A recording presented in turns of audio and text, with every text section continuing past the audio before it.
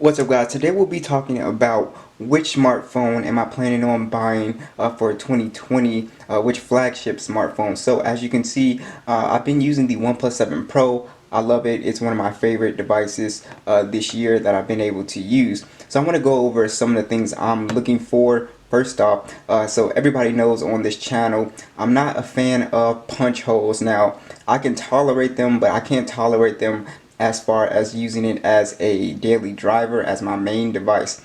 So as you can see, I use the S10e a lot. I pair it with the OnePlus 7 Pro when I go out, and I really love it. The cameras and everything are excellent, but as far as, you know, using it as my main device, or even the S10, I really can't do it because I think the S10 even has a bigger punch hole than this one. So what exactly am I looking for? So there's a couple of things that I have to check off on my list when I'm looking for a flagship smartphone. So first off is going to be obviously the display. I can't do any punch hole displays. A lot of you guys are just like me. You don't want to really go back to using a phone with a punch hole. I understand that completely, especially if you are really media focused on your device. If you watch a lot of videos and everything, then that's going to be your number one concern is I want the best display. I think the next one would be the 90 Hertz refresh. So it's really hard, like I said in my review of this, it's really hard to go back to a phone that's not 90 Hertz. It just does not feel as smooth. The OnePlus 7 Pro is the smoothest phone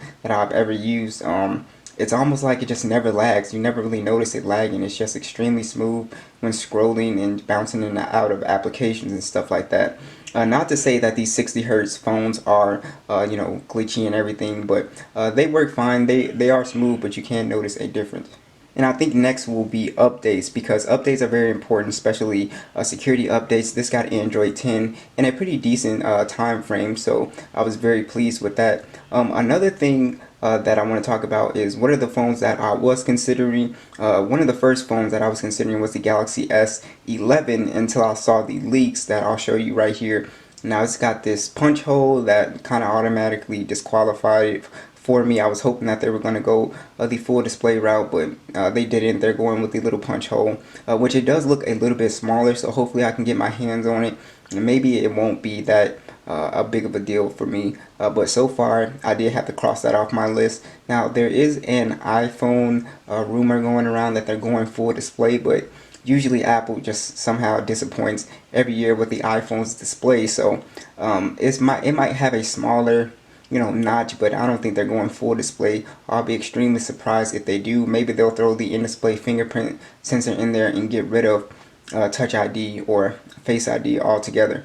So another phone I was considering was the OnePlus 7T Pro, the 5G model, which is looking like it's going to be my daily driver for 2020 unless something else comes out. I mean, it's 5G. It's got the Snapdragon 855 Plus to get you through 2020.